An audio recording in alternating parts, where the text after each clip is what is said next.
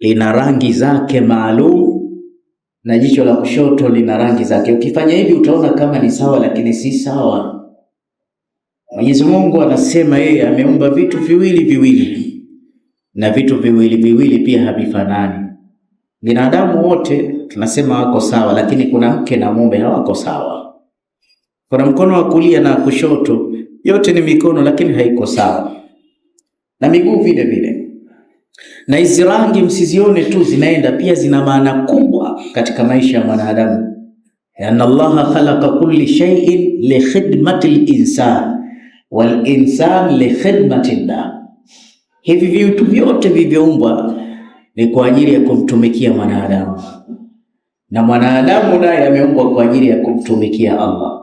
Akimtumikia Allah, hivi viumbe vyote vitamtumikia mwanadamu. Hizi rangi mnazoziumba ni nyingi, mnazoziona ni nyingi Mwenyezi Mungu alizoziumba. Cha kwanza kabisa ni introduction, ni utambulisho.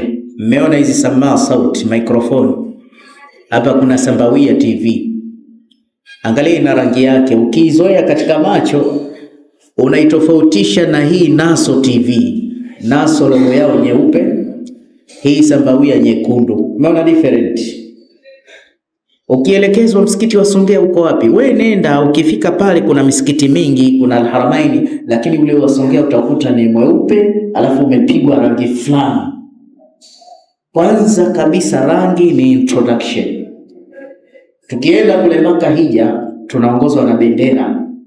Rangi zile ukitizama, hii bendera ya Urusi, hii ya Marekani, hii ya Tanzania. Cha kwanza ni introduction. Lakini cha pili, katika hizi rangi hizi mnazoziona zina mambo makubwa sana. Mfano rangi nyeupe, angalia shekhe amevaa rangi nyeupe, shekhe amevaa kanzu ya njano. Mtume sallallahu alaihi wasallam ametusisitiza sana sisi kuvaa mavazi meupe. Wanasema rangi nyeupe kuna jicho ikilitizama inaingia mpaka katika nerves za kichwa, ile white. Hii huwa inatibu hasira. Wazungu wasema anger is rose, hasira hasara.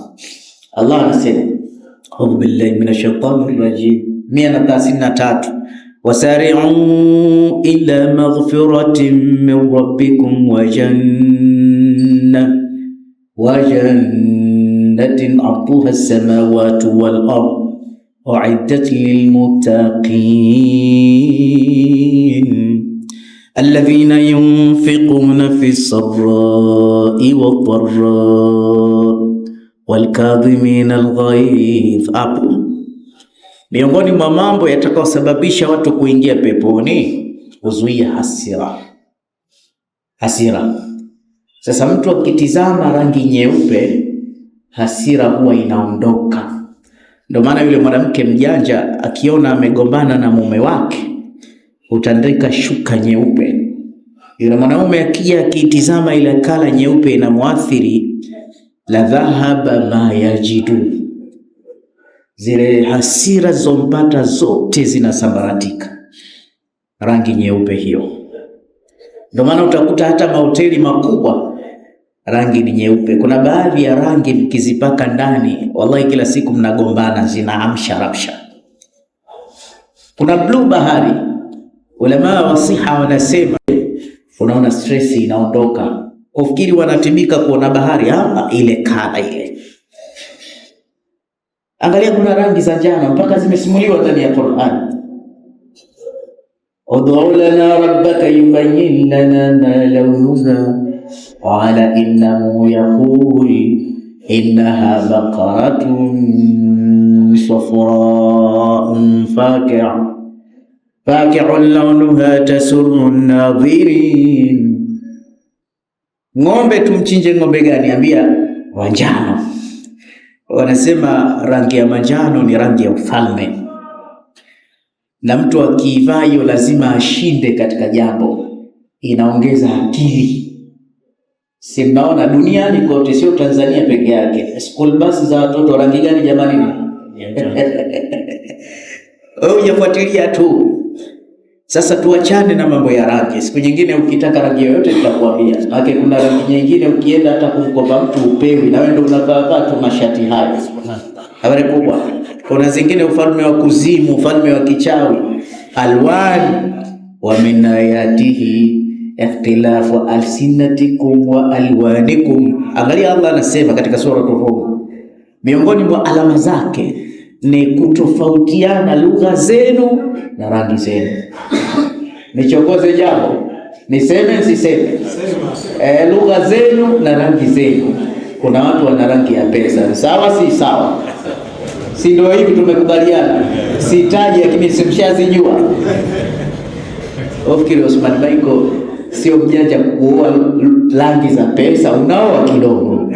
Unaoa kidogo, unatabaruku. Sallu ala alhabib.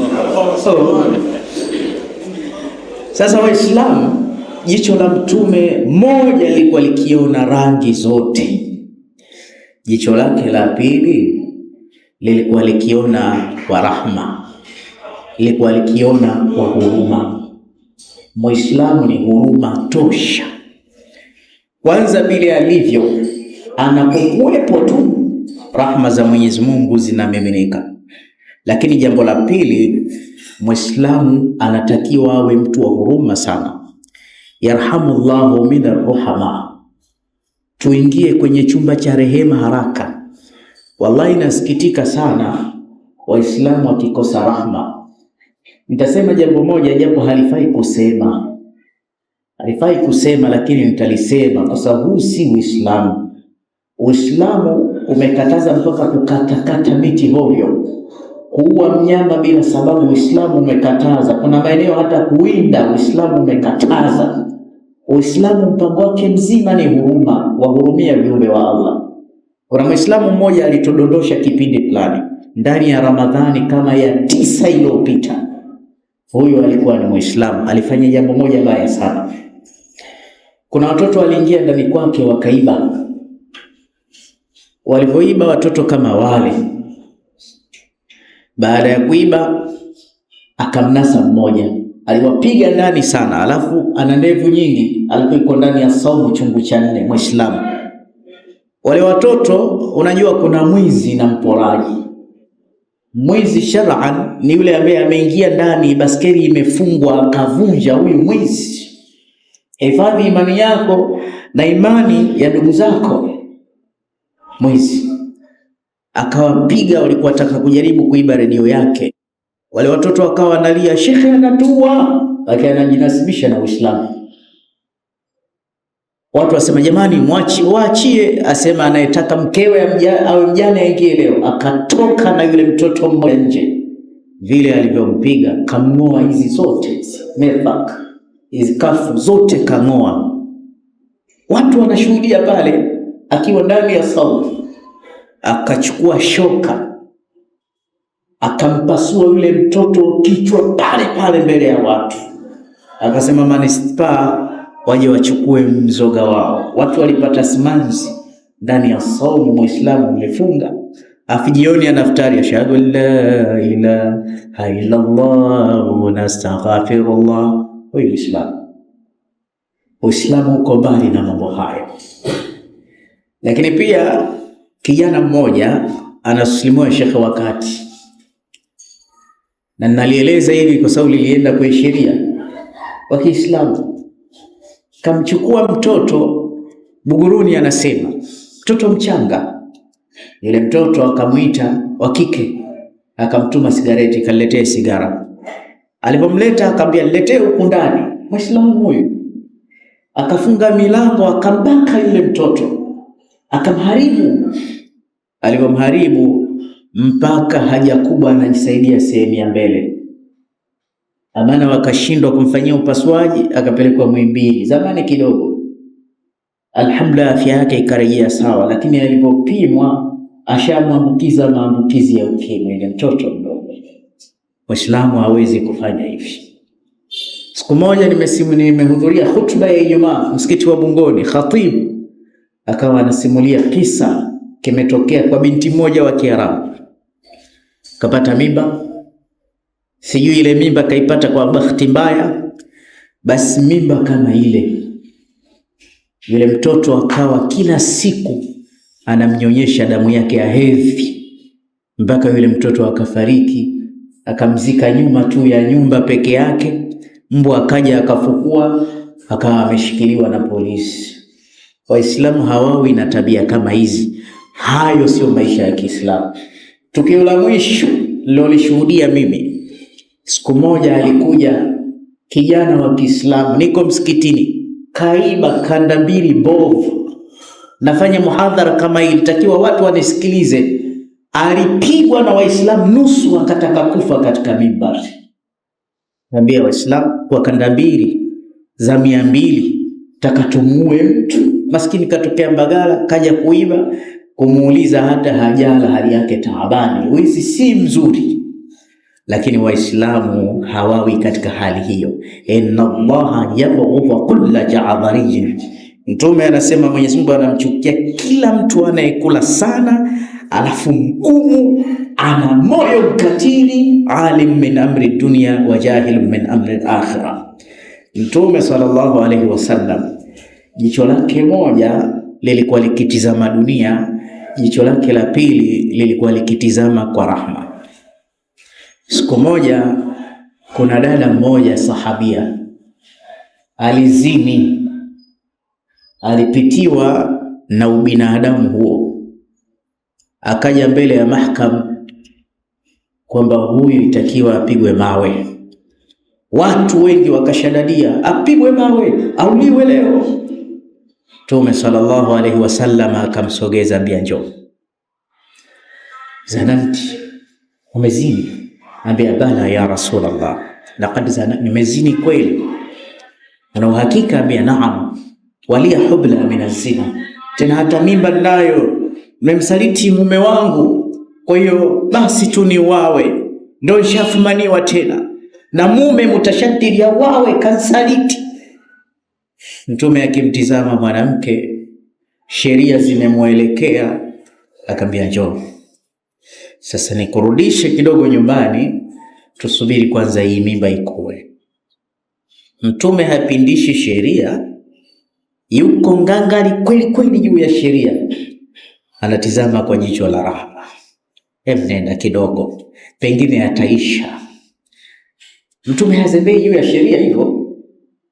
Maana sheria ni msumeno tunasemaga. Alikuja mtu mmoja, ambia ya Rasulullah, lianna bani fulani hunaka fihi sariq, katika ukoo wa mzee fulani mtoto wao ameiba. Sasa angalia, wale ni masharifu, akikatwa mkono itakuwa aibu, ameibisha familia, kwa hiyo fanya mpango. Mtume akakasirika, uso wake ukawa mwekundu kasiriful ahmar, kama kipande cha ngozi chekundu. Akasema walladhi nafsi biyadihi, na hapa lao binti yangu Fatima angeiba, ningemkata mkono wake akatwe. Angalia alivyokuwa ngangari na sheria. Kwa hiyo Mtume hapindishi sheria, anatizama kwa rehema. Akamwambia rudi mama. Mama akaenda, akaja, ya Rasulullah, mimba ishakuwa tena, ishafikia saatul makhadha, uchungu ushaanza kunishika, ni wawe tu, usiache yatima. Mtume amwambia la, nenda ukajifungue kwanza. Akaenda akajifungua. Siku anajifungua, anakuja kwa Mtume sallallahu alaihi wasallam, asema ya Rasulullah, nishajifungua, naomba nipigwe tu hayo mawe nipumue. Mtume amwambia nenda kamlee mtoto. Angalia rahma hii. Anakwenda, mtoto kishakuwa mkubwa. Ya Rasulullah, mimi tayari, watu mbona anaachwa huyu, kulikoni? Angalia Mtume Mwenyezi Mungu amwambia taali, njoo kwanza kabisa jistiri nguo zako vizuri, alafu ingia katika shimo hili, alafu utaadhibiwa, lakini utasamehewa madhambi yako yote. Ile kuingia, katokea Muislamu mmoja hana huruma hata kidogo, jazba, kachukua jiwe kubwa, hata kulibeba hawezi, kampiga nalo kwenye kichwa. Mtume akamkaribia, ambia wa idha qataltum fahsinul qitla, hata ukiua usiue kinyama. Unamuaje namna kama hii? Mtume kakasirika. Hata kama ndio hivyo, Basi mtume wa Mwenyezi Mungu akasimamia sala yake ya jeneza. Sawu sufufakum, nyosheni safu. Omar anamtizama tu, kisha akatangulia mtume wa Allah, na kati mwenye madeni hamsali. Omar akamfuata mtume, ambia ya Rasulullah, atusalli alaiha, usiniambie utaka utuswalishe sala ya jeneza kumswalia mwanamke mzinifu, waqad zanat, amezini. Mtume akamwambia Omar, wallahi law usmati buyutul Madina, hizi thawabu alizozipata mama huyu kujitoa kimasomaso, huzuni hii ya reiti watu wa Madina wangepewa thawabu zake, nyumba zao zisingeenea, hata Mwenyezi Mungu amempa rahma zake. Mtume alikuwa akitizama kwa jicho la rahma. Kuna bwana mmoja tu, Saad bin Muadh mujabu da'wa. Sayyidina Saad alisilimu akiwa na umri wa miaka 30, akafa na umri wa miaka 37 takribani. Na maana ndani ya Uislamu ameishi miaka mingapi? Ndani ya miaka 7 alifanya harakati mpaka nyuma. Siku moja wakiwa wanapigana vitani akauawa, damu nyingi. Wakati alipouawa aliomba tu, kapigwa kwanza jeraha kubwa, asema ya Rabbi, natoa amri ili jeraha lifunge, nipigane vita. Likabana pale shekhi, akapigana miaka 7 hiyo. Vita vilivyoisha, sema kama uhasimu wetu na hawa watu haupo, natoa amri jeraha limwagike, lifanye kazi yake. Basi damu kubwa ikachuruzika mpaka ikapita katika hema la Mtume sallallahu alaihi wasallam. Aliviona vile akatambua kifo chake, akawaambia masahaba, fataala ubina, changamkeni tukimbieni tukamuoshe Saad, kafa, tusije tukatanguliwa na malaika kumkosha kama walivyotutangulia kumkosha Saina Handhara. Twendeni. Saad alivyokoshwa, wakati anapelekwa kuzikwa, mambo matatu yalionekana katika ule msiba. Kwanza, Mtume sallallahu alaihi wasallam alikuwa anatembea kwa vidole, anatitimia. Wakamuuliza, ya Rasulullah, vipi, mbona unatembea hivi? Akasema, wallahi ma ala al-ardi mawdi'a illa wa alayhi malaku samawiyya, na hapa kwa Mwenyezi Mungu hakuna sehemu ya kuweka mguu katika ardhi, ila kila sehemu wameshika malaika tashiu janaza, wamekuja kumzika huyu bwana. Lakini sio hivyo tu, jeneza lilikuwa linaenda bio, wasema ma khafa, mbona jepesi? Ambia qad hamalatuhumul malaku samawiyya, wamebeba malaika. Sasa walipofika kule kaburini, Mtume alihuzunika, kisha akalia, kisha alicheka, kisha akafesi uso wake pembeni, hili la kulia. Mtume akaambia, mbona unalia?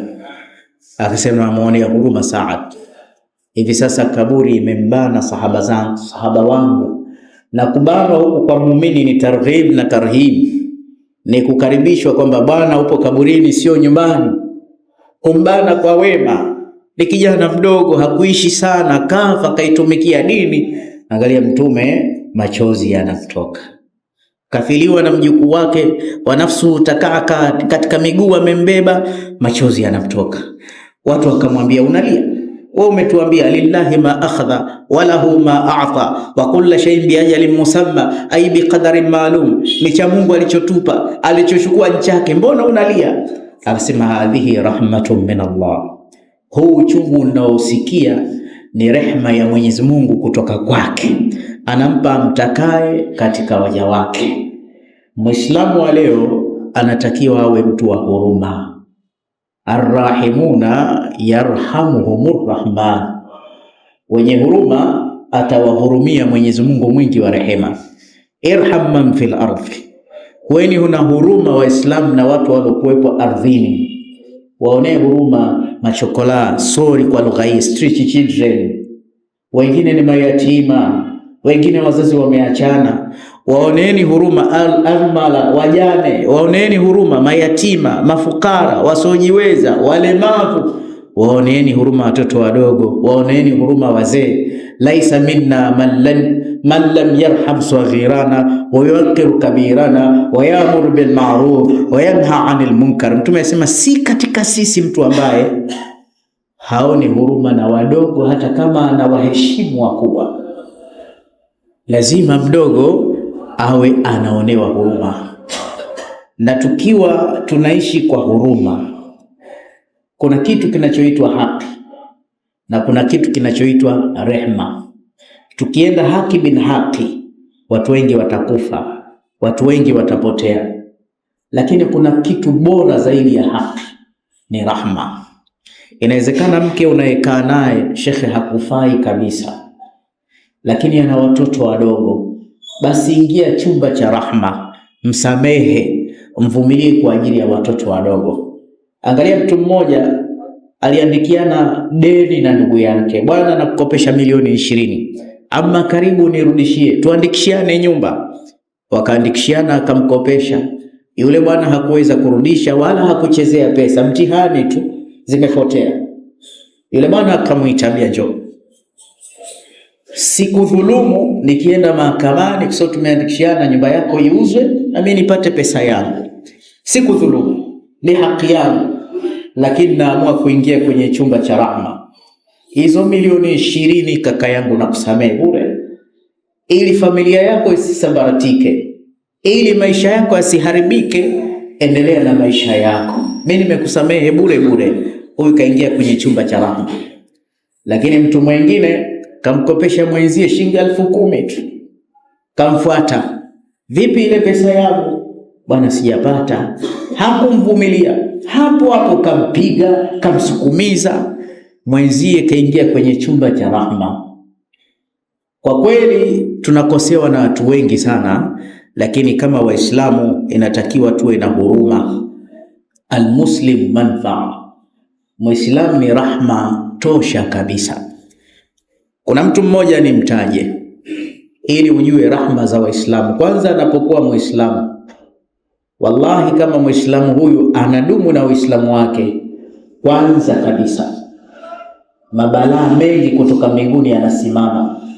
Na akikaa katika nyumba, usiwakatae Waislamu kukaa kwako, hasa wanaoswali, riziki zinaongezeka katika majumba. Wallahi kabisa, Muislamu anaotekeleza amri za Allah ana nuru kubwa sana. Kutengamana naye ni rahma kubwa sana. Unajua hii dunia pumzi yake ni dini, na maisha ya dunia hayatoisha mpaka akosekane hata mtu mmoja Muislamu anayesema Allah Allah Allah. Angalia, siku moja kuna mwanachuoni mmoja anapigiwa mfano, anasema fasaatu Hassan wa khatb bin Muqlatin wa hikmatu Luqman wa zuhdi Ibrahim Adhamin. Hivi ni vyeo. Kuna mtu aitwa Hassan bin Thabit, alikuwa fasaha, mshairi wa Mtume. Kuna mwanachuoni yupo Iraki anaitwa Ibn Muqla. Huyu katika khutut ana khati akiandika utafikiri mashine. Lakini kuna mzee Luqmani amesifiwa kwa hekima, na mwanachuoni mwingine yuko kule Iraki anaitwa Ibrahim Adham. Huyu kwa uchamungu aliokuwa nao mpaka akaitwa zuhud, mwenye zuhudi. Siku moja Sheikh Ibrahim Adham alisafiri na mtu mmoja si Muislamu. Ni kuonesha rahma ya Muislamu na neema ya kuishi na Waislamu. Na ukijua Muislamu ni rahma duniani, pesa yenye nguvu au nchi tajiri duniani ni nchi ambazo zina uzao wa Waislamu. Hakuna pesa itashindia nchi za Kiarabu, na hakuna nchi zenye mafuta duniani isipokuwa ni nchi ndani yake Uislamu umetrend. Nchi kubwa kubwa UK, USA, zile ambazo Uislamu hauna asili kule, hazina mafuta, lakini wale Waislamu petroli yajuruna fi butuni ardhihim. Kwenye neema ya Uislamu tu lazima neema ipatikane hali ya juu kubwa. Tabaan, basi Sheikh Ibrahim kasafiri na mtu mmoja si Muislamu. Katika safari yao ni mbali. Sheikh Ibrahim akamuuliza yule bwana imani yake kimasihia. Akamwambia, sasa yahe tunakwenda, lakini tutakula nini njiani? Yule bwana akamwambia, wewe si unamwamini Allah na mimi namwamini Jehova, basi tukishafika huko tutamuomba Mungu, tutapata riziki. Sheikh Ibrahim akaona mtihani mkubwa huyu bwana huyu, akafunga safari. Akamwambia, haya twende na akili zako, alfikratu la tulaju illa bilfikra. Hebu twende. Walipofika sehemu njaa zikawauma, Sheikh Ibrahim akamwambia yule bwana, sasa njaa zinatuuma. Yule bwana asema sasa ndo wakati wa kumuomba Mungu. Sheikh Ibrahim akamwambia basi anza wewe, tukishakula tukifika mbele njaa zikituuma itakuwa zamu yangu. Yule bwana kajificha sehemu, kanyanyua mikono, katoa machozi. Ikaja maidatu iftar minas sama, ikaja meza ya chakula kizuri. Hili tukio lilimshangaza sana Sheikh Ibrahim. Asema huyu bwana anaabudia moto, majusi huyu, katumia uchawi, mazingaumbwe. Wewe unaona dua ndogo hiyo, biriani imeshuka, nitaomba nini mimi? Maana si taratibu hii. Wakaenda, walipofika kule njaa zikawauma tena. Yule bwana akamwambia sasa zamu yako, na wewe muombe Allah. Nimeshapiga vitu vyangu kwa Jehova, na wewe muombe Allah. Sheikh Ibrahim alielekea kibla akasema, ya Rabbi, sina cha kuomba, ila mimi najua huyu hana Mungu, hana chochote. Mimi nasema alislam dinaka fala tu'ayyir dinaka. Hiyo ndio dua yangu. Uislamu ni dini yako, usiaibishe dini yako. Naomba chakula tu kije, utajua kitakujaje. Mufaja kikashuka chakula, akapumua alhamdulillah, wakala wakashiku. Walipofika mwisho wa safari, yule bwana sema sasa hadha firaqu baini wa kila mmoja na kivyake. Ambia sawa, lakini njoo. Sheikh akamuita akaambia, mimi ninavyojua bwana, we Mungu wako hakubaliki kisheria, mimi ndo na Mungu hasa. Sasa nataka uniambie ulifanya nini mpaka kile chakula kilikuja. Kama ni mazingaombwe uniambie, usinifiche. Yule bwana akasema, kumbe wewe hujui, almuslimu manfaa, almuslim huwa rahma, muislam ni rehma. Mimi niombe nini? Mimi nilielekea kibla tu nikamwambia Mungu, Mwenyezi Mungu, unajua mimi sina chochote, lakini niko na shekhe muislamu anaumwa njaa, mpe chakula kwa fadhila yake. Hicho chakula kikashuka. Ala, kumbe umepitia mgongo wangu mimi. Ambia naam, muislamu ni huruma tosha. Naam.